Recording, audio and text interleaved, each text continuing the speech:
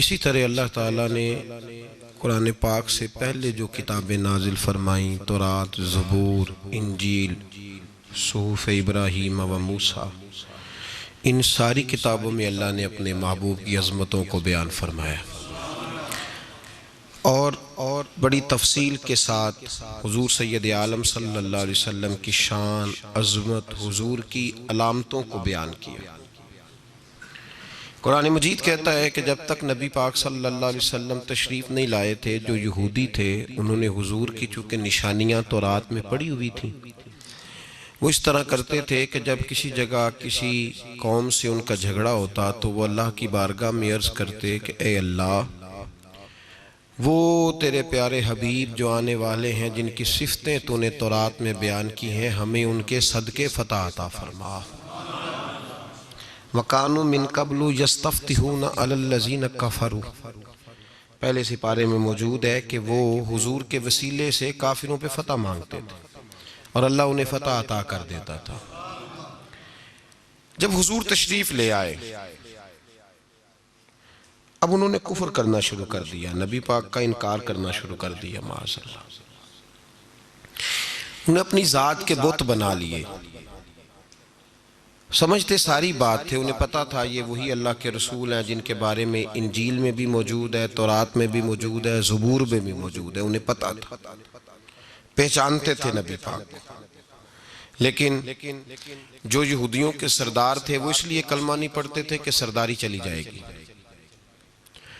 جو ان کے مشائخ تھے، پیر تھے، مولوی تھے، وہ اس لیے نہیں کلمہ پڑھتے تھے کہ اگر ہم حضور علیہ السلام کو ماننا شروع کر دیا تو یہاں جو ہمارا یہودیوں کے اندر لوگوں پہ ہمارا جو روب ہے، جو ہم نے لوگوں کو اپنا گرویدہ بنایا ہوا ہے، یہ نذرانے بند ہو جائیں گے۔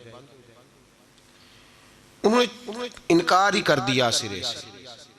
قرآن مجید فرقان حمید کہتا ہے کہ حبیب، مسئلہ یہ نہیں کہ یہ آپ کو جانتے نہیں، مسئلہ یہ ہے کہ ان کے دلوں میں بیماری ہے، فی قلوبہم مرض فزادہم اللہ مرضا، ان کے اندر نفاق کی بیماری ہے، ان کے اندر جو ذات کے بت ہے نا، پتہ انہیں سارا ہے، بت نہیں یہ توڑنا چاہتے، خبر ساری ہے۔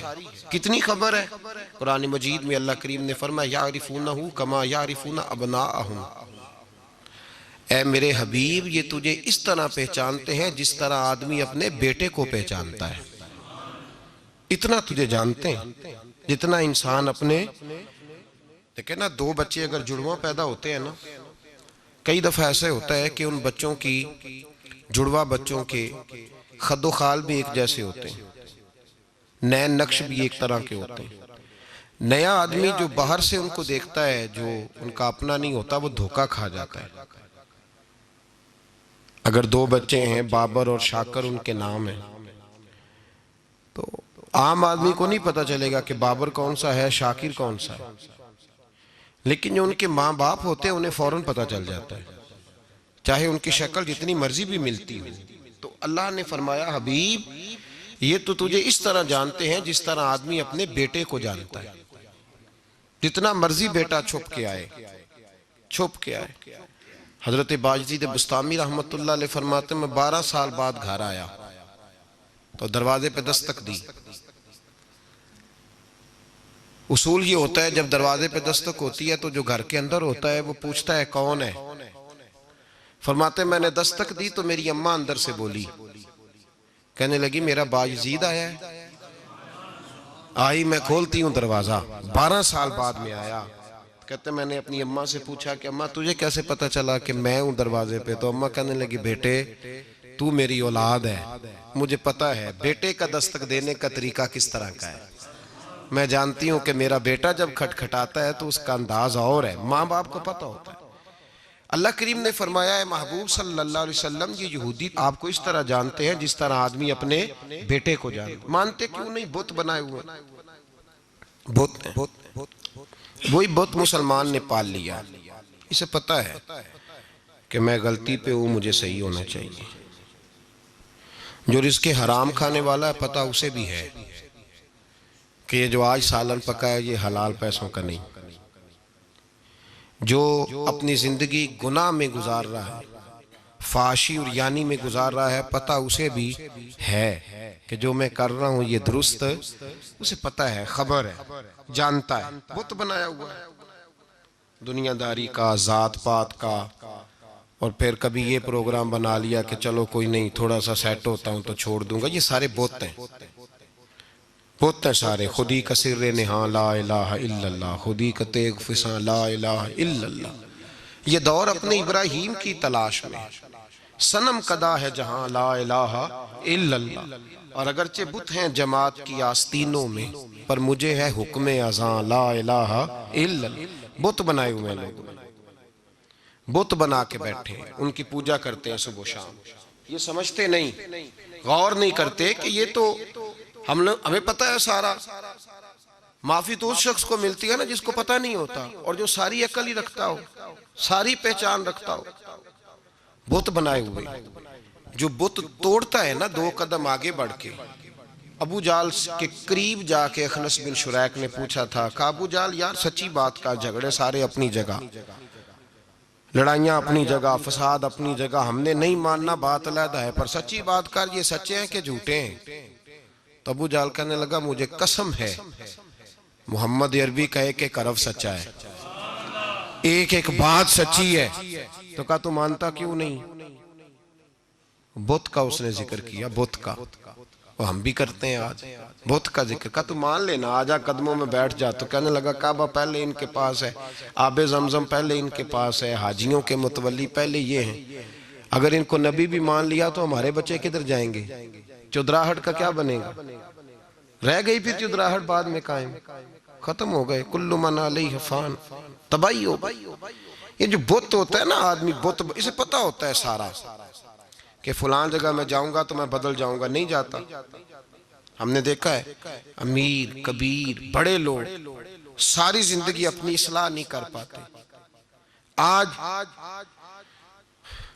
جب بندے کو پتہ بھی چل جاتا ہے نا کہ اب میں اس بیماری کا شکار ہوں جس سے میں تندرست نہیں ہو پاؤں گا، تو اس وقت بھی یہ آگے نہیں بڑھتا کہ چلو اب بھی قرآن پاک سیکھ لوں، حالانکہ اسے پتہ ہے اب نہیں بچوں گا، اب جانا ہی جانا ہے۔